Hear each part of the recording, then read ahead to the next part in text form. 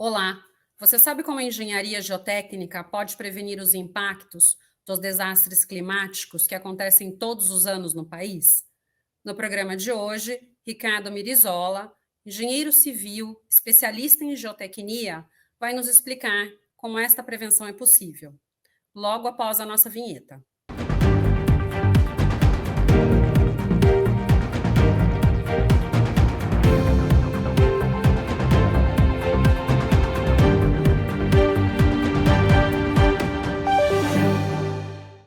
No programa de hoje, vou conversar sobre como a engenharia geotécnica pode prevenir os impactos dos desastres climáticos, com Ricardo Mirizola, engenheiro civil com especialização em geotecnia. Olá, Ricardo, tudo bom com você? Muito obrigado, muito obrigado pelo convite, por dar essa oportunidade da gente poder conversar sobre esse assunto tão importante.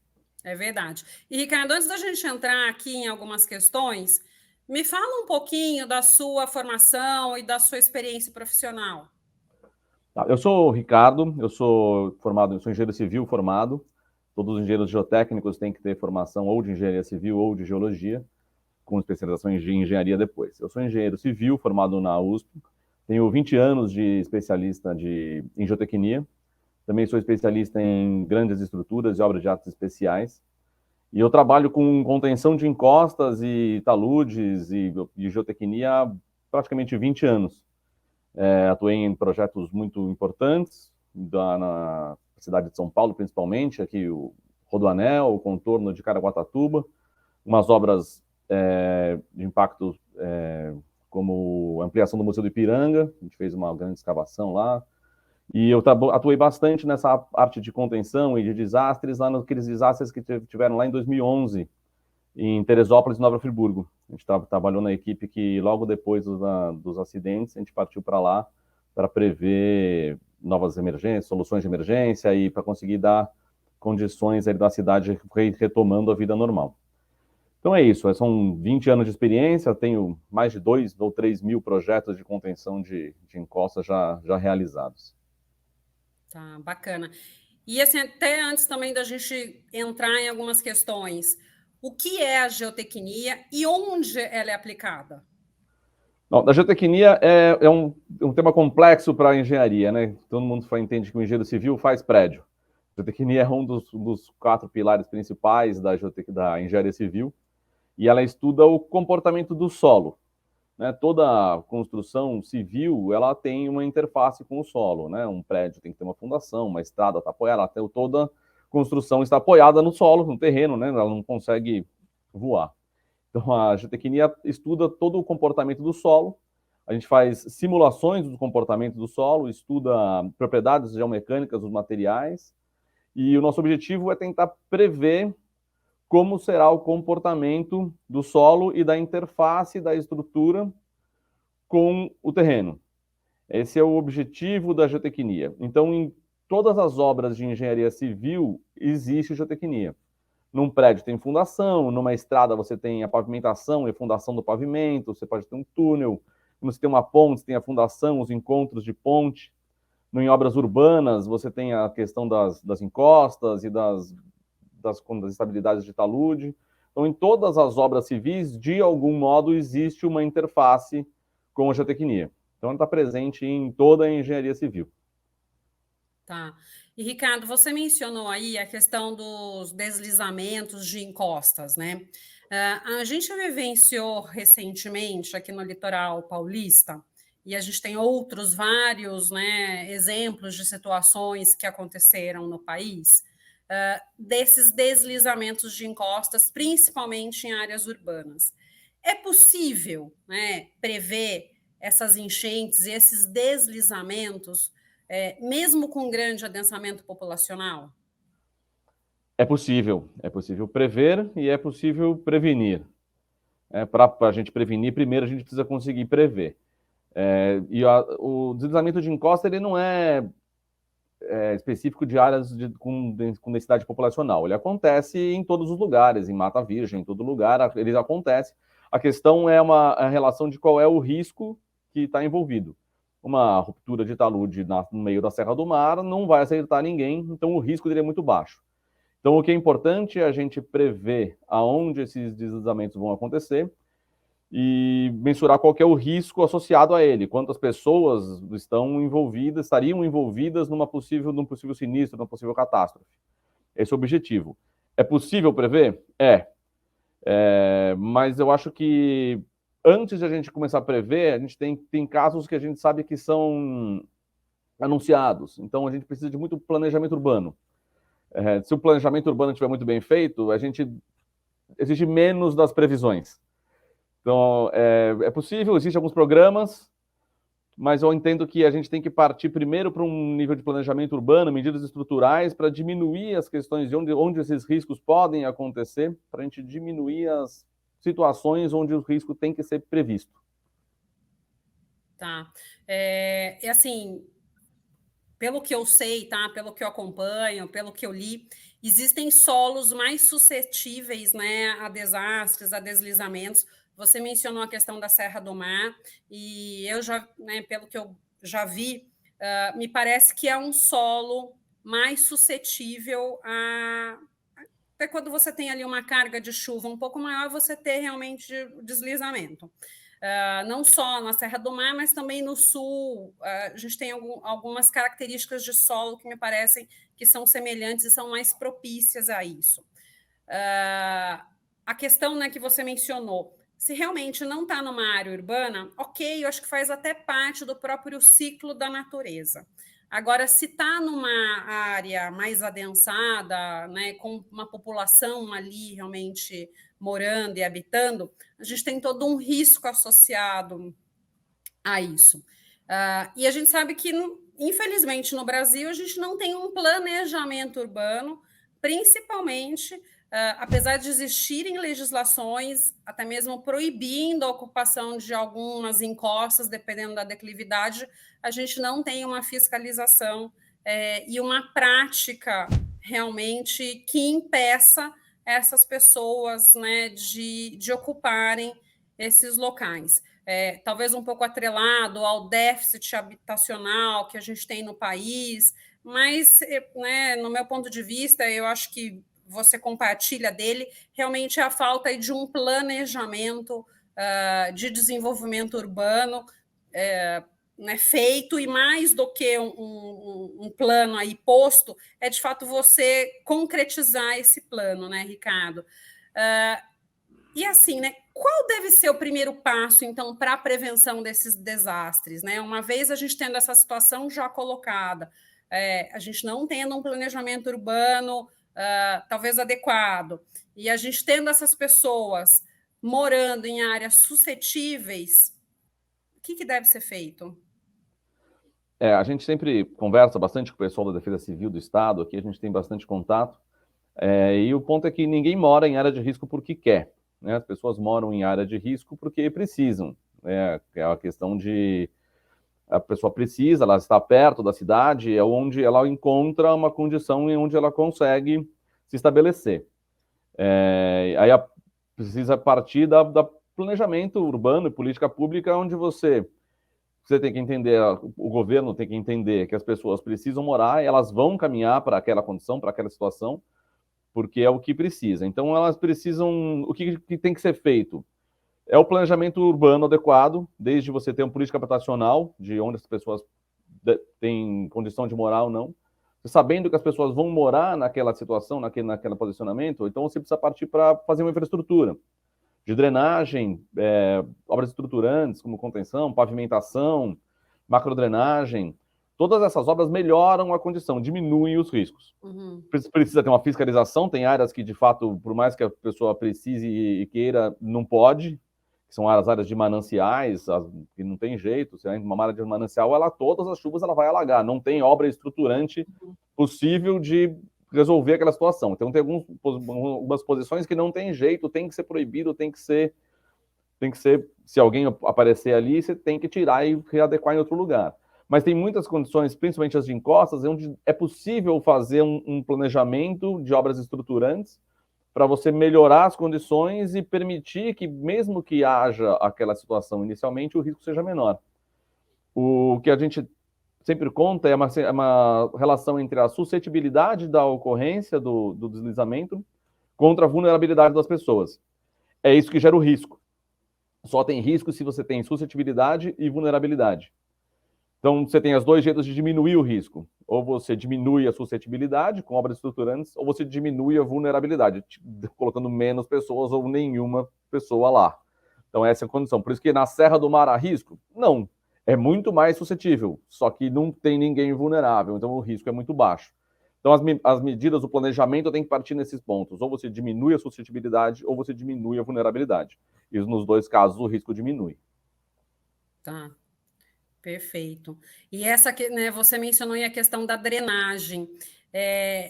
Eu não sei se tem algum ponto, né, dentro dos que você mencionou, que é o mais importante, mas eu, como leiga na parte aí de engenharia civil, eu entendo que a drenagem realmente ela é muito importante e pode evitar muitas questões, né?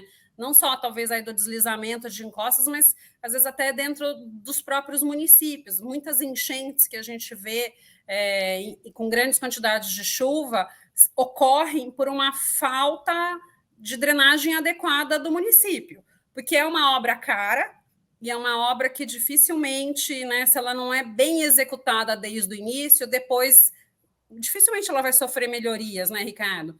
Então, a gente vê aí a impermeabilização de grandes trechos sem uma drenagem adequada e, consequentemente, aí o ocasionamento de enchentes com grandes chuvas.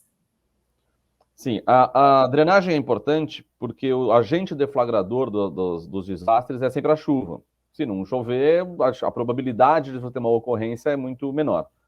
Então, por isso que a drenagem não é mais importante ou menos importante do que outras, mas como é o agente deflagrador, se você diminuir a ação dele, você diminui a possibilidade do risco, a possibilidade da ocorrência. Então, foi o que você disse, o problema da drenagem são obras difíceis de serem feitas, escavações, tubulações. As cidades têm, o que tem é muito antigo, então você tem drenagens aqui, provavelmente aqui atrás da minha casa tem um rio que passa aqui atrás, que alaga toda a chuva. É uma drenagem que deve existir aqui há 80, 100 anos. Uma tubulação antiga, com um método de cálculo e de execução antigo, provavelmente já todo desgastado, mas é uma obra de muito impacto financeiro e operacional. Você abrir uma escavação para refazer uma canalização. Então, a cidade tem que acabar convivendo com alguns problemas. Alguns são possíveis de resolver, outros são muito complexos. Como, por exemplo, aqui em São Paulo, a gente tinha muito problema, alguns anos atrás, de alagamento nas marginais. Foi feito um grande projeto de rebaixamento da calha, melhorou muito. Não tem mais, qualquer chuvinha alagava a marginal, hoje não. Para um rio como o Rio Tietê aqui, onde você tem as duas vias principais, acho que talvez do país todo, passando dos dois lados, vale a pena financeiramente você fazer esse investimento. No riozinho que passa aqui perto da minha casa, talvez não. Então, a questão da obra da drenagem é isso, são obras de impacto grande financeiro e operacional. Também, se abrir uma vala para trocar um tubo, você gera um transtorno no bairro e na região muito grande. E então a questão vira nesse ponto. Você tem muita coisa antiga, e você sabe que tem problema, mas é muito difícil de você resolver. E aí os problemas ficam recorrentes. E talvez, né, quando da execução da obra, talvez ela não tenha sido corretamente dimensionada, porque foi dimensionada para aquela época, não para o hoje, né? E hoje a gente tem vários outros impactos. Um impacto de um adensamento maior, o impacto, talvez, de chuvas mais fortes, como antigamente, talvez, principalmente na cidade de São Paulo, você tinha uma constância maior, né? São Paulo, inclusive, é conhecido como a terra da garoa por conta disso, você tinha uma constância maior da chuva. Então, ela se diluía aí ao longo do tempo. Hoje, acho que essa garoa não é tão frequente, e a precipitação, às vezes, quando acontece numa quantidade muito maior, com um solo bem mais impermeável, né, impossibilitando a própria drenagem natural, sobrecarregando os sistemas de drenagens mais antigos. Então, acho que é uma somatória de questões, né, Ricardo? Então, a questão da impermeabilização do terreno, o que varia, o que muda, é a velocidade em que a água caminha pela superfície até chegar nos bueiros. Então, quando elas foram feitas há 50, 100 anos atrás, você tinha as áreas expostas com muito mato, e o tempo que a água demorava para chegar nas tubulações era muito maior do que é hoje.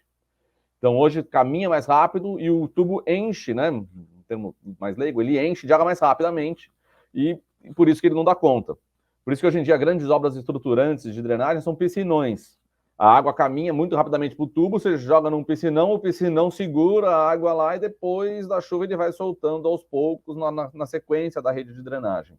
Compensa essa questão da velocidade, que é o que a gente chama de o tempo de concentração da chuva até chegar no bueiro.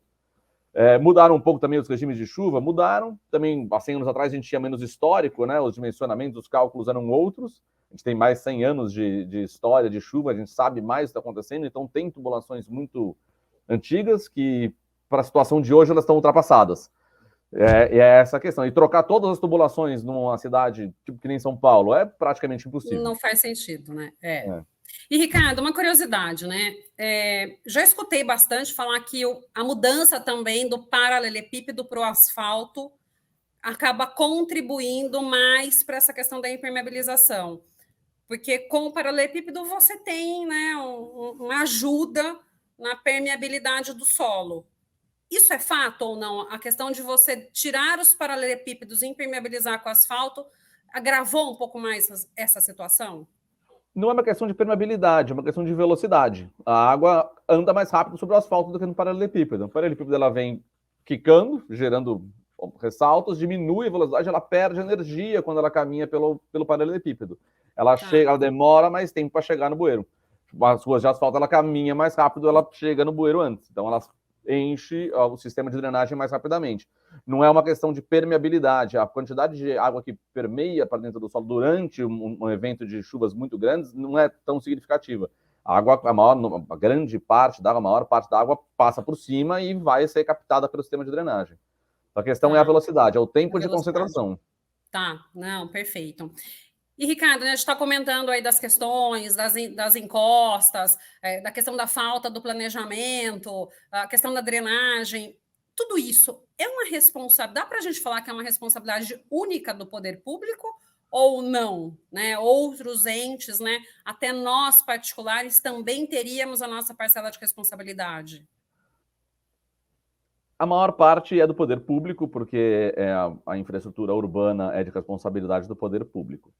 Mas os moradores, né, os cidadãos, eles também têm que ter a sua parcela. É a questão de jogar lixo, de entupir bueiro, jogar sofá no córrego, essas coisas, todas essas coisas prejudicam. Mas não dá para partir de um cidadão comum uma obra estruturante, uma obra de melhor desempenho de drenagem ou de contenção. Você pode, do ponto de vista do cidadão, essa área eu sei que é uma área de alagamento, não vou ocupar, não vou morar, vou evitar. E o que a gente pode fazer é evitar o lixo, o entulho e evitar circular nos dias de chuva, mas a responsabilidade é governamental. Perfeito. Bom, pessoal, não esqueça de deixar o like e se inscrever em nosso canal. E, Ricardo, né, todos os anos a gente vê notícias sobre os mesmos desastres em decorrências da chuva. O que está faltando para que sejam, né, criados aí dispositivos de prevenção que realmente sejam eficientes?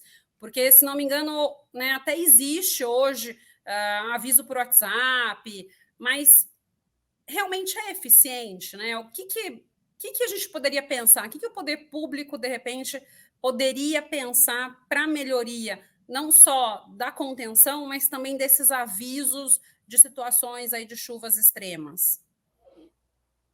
Bom, hoje em dia o que se faz, esses alertas, existem os alertas por WhatsApp, que a Defesa Civil faz, mas o que a Defesa Civil usa de base para dar esses alertas é só chuva, o que já choveu e a previsão de chuvas.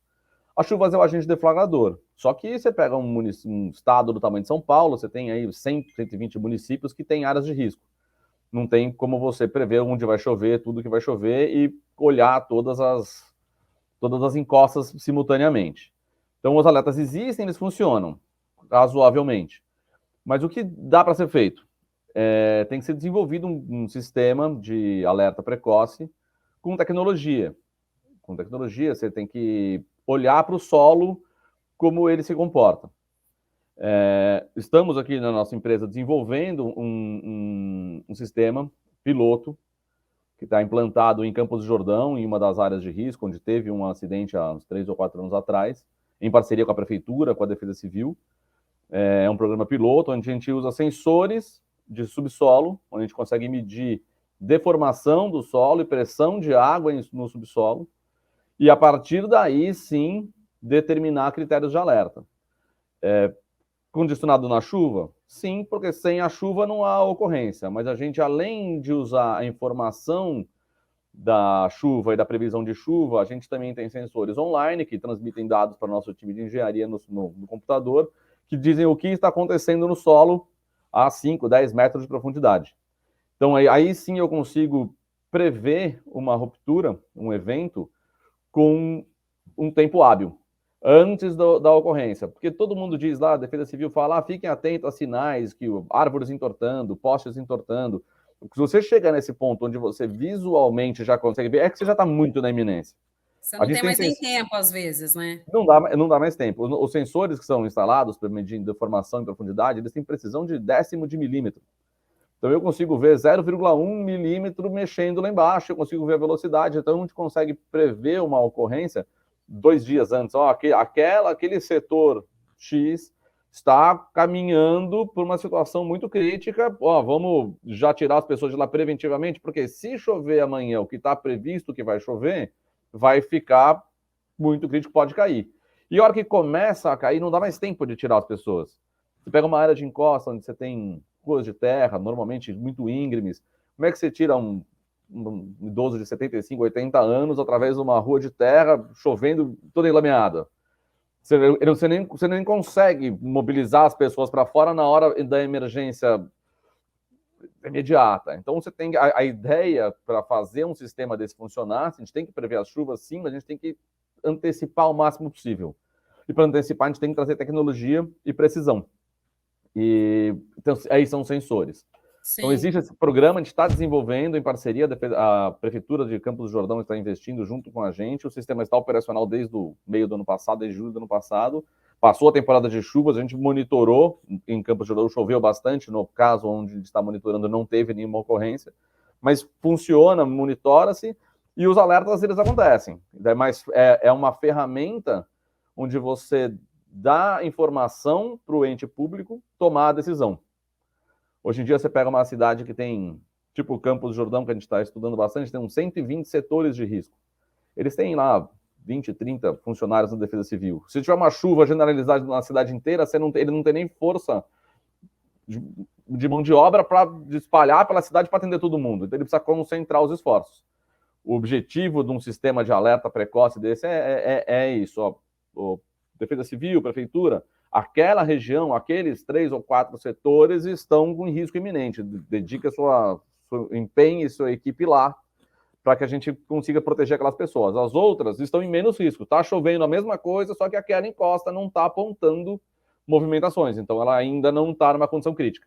Então, com essa ferramenta de decisão, você consegue concentrar energia e proteger as pessoas. Uhum. Não, Ricardo, e você mencionou, né, a questão, às vezes, que eu até comentei, do aviso ali por WhatsApp, ou então alguns avisos que a própria Defesa Civil faz, ela faz, acho que, para uma região muito grande, né, não é tão direcionado. E eu me recordo no começo mais desse ano, vira e mexe a gente recebia, de fato, esses alertas, e daí chega uma hora que cai até em descrédito, né? Porque você não sabe, fala assim, região do Vale do Ribeira, interior de São Paulo, não sei o quê. De repente é uma área muito grande e realmente teve uma dessas situações que a gente teve o desastre no litoral, mas teve várias outras que, ok, caiu uma quantidade um pouco maior de chuvas, em alguns momentos chegou a impactar, outros não, mas é esse cuidado, né, de você ter mais assertivo, né? Informação mais assertiva, de fato, para a região, para a localidade, e mais do que isso, acho que dá a notícia num tempo hábil, que as pessoas possam tomar providência realmente e não tenha um impacto maior, né, para elas. Você tem que ter mais tempo e uma informação mais precisa. lá em fevereiro, nos acidentes lá em São Sebastião, o alerta era para todo o litoral, de Santos, Guarujá até Caraguatatuba. Tem lá 100 quilômetros de costa. Como é que você faz? Assim, ó, toda essa área está em risco, você vai evitar que todas as Desocupa, não pessoas dá, desçam, né? desocupa todos os municípios. Não é viável. Então a pessoa fala assim: vou fazer o quê? Vou para onde? Eu não vou para lugar nenhum. Aí o morador, a pessoa está lá, ela corre o risco, ela vai na chance, tomara, pode ser que caia no vizinho, não caia o meu, eu vou ficar aqui. Então, porque também não tem para onde ir. Você vai tirar ele daí, ele vai pegar o carro e vai para onde? Para subir a serra? Não existe um plano de evacuação para o litoral todo. Então, a questão é justamente essa: vem um alerta de chuvas para o litoral. Legal, bom, importante saber. Se você puder não ir, você não vai. Se eu tenho uma casa de praia, não vou para a praia. Ok, eu não corro esse risco. Mas a pessoa que está lá, ela não tem como tomar essa decisão de se é ou não é a hora dela abandonar tudo e sair correndo. É um alerta muito grande. Então, a ideia dos sistemas de alerta precoce é isso: é você concentrar a informação. Ó, de toda essa área tem uma questão de risco de chuva. Só que esses pontos específicos aqui, ó, os sensores estão mostrando que eles têm uma suscetibilidade muito maior de ocorrência. Então, vamos atuar nessa região pequena aqui, as outras a gente continua monitorando. É esse o objetivo. Tá, perfeito. Bom, Ricardo, pelo que a gente conversou, então, né? Políticas públicas, como o mapeamento das áreas de risco, a questão da contenção de encostas, revisão aí dos planos diretores dos municípios, uma limpeza e talvez aí uma manutenção das galerias pluviais, desassoreamento dos rios, como você mencionou no caso do Pinheiros e do Tietê, que são rios que de fato fazem sentido, né, o desassoreamento, mas acho assim, programas de desassoreamento, talvez para os maiores, como você mencionou, mas políticas para evitar o assoreamento seriam para todos, né? Essas medidas, né, elas seriam suficientes para eliminar esses desastres? Ou algo mais precisaria ser feito, né? Qual o primeiro passo para definitivamente né, o poder público, a gente começar a resolver essa problemática? Bom, uma questão que é a seguinte: a gente não consegue evitar a ocorrência. A gente conversou até lá no começo. Onde tem mais suscetibilidade aqui ou ali? É a evolução natural do planeta. Então, a gente não consegue evitar que os deslizamentos ocorram. A gente tem que evitar que as pessoas estejam vulneráveis sobre ele. É isso. Não tem algumas condições que são possíveis. Tipo um desassoreamento de um rio, eu elimino uma Amazonas de alagamento crítica. Isso é simples de você pontuar e resolver. Mas uma área de comunidade, uma ocupação, você tem lá 5, 10 mil famílias morando numa área. Não tem como você tirar todo mundo. Então, você tem que tentar evitar que elas estejam lá durante a ruptura. Então, evitar a ocorrência é praticamente impossível, principalmente para deslizamentos. A gente tem que diminuir a vulnerabilidade das pessoas. Algumas obras estruturantes são viáveis, mas uma obra de contenção numa encosta onde você tem 5 mil famílias, ela é financeiramente inviável para você fazer uma contenção, ela vai custar mais caro do que você remover todas as famílias e construir prédios no lugar. Então, as obras de contenção estruturantes, elas são financeiramente inviáveis.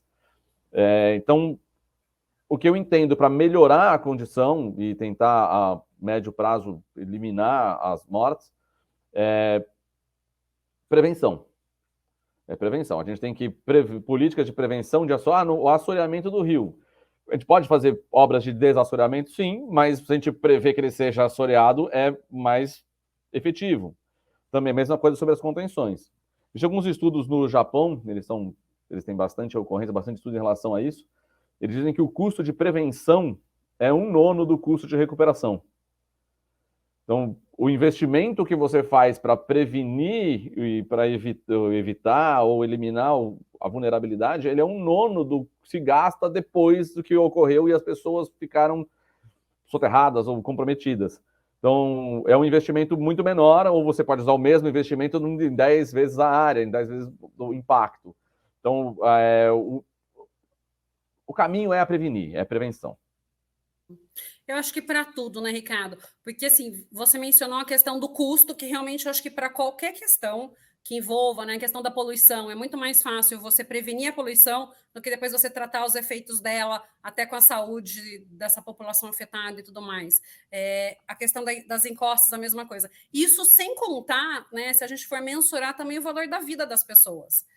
Não só o impacto material, mas a perda, né? A perda aí que essas famílias muitas vezes tiveram, até com a morte de entes queridos. Então, se a gente pôr no papel, a conta é infinitamente melhor você prevenir, você tratar, do que de fato você correr atrás ali do prejuízo, que muitas vezes é irremediável esse prejuízo, né?